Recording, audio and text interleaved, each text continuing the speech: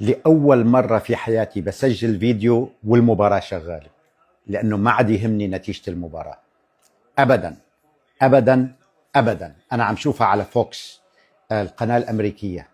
سرقت المباراة لما تم إلغاء هدف زيكو.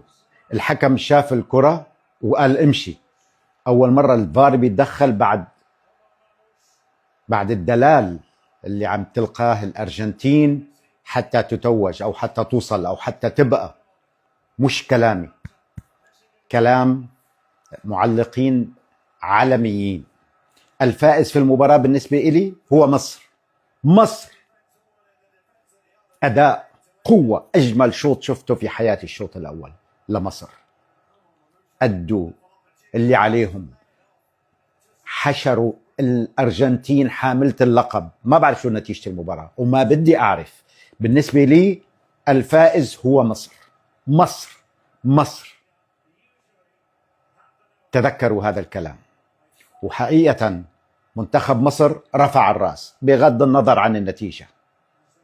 مبروك لنا. هيك أداء، هيك روح، هيك قتالية، هيك منتخب عربي الدنيا. مصر ترفع رأسنا فوق.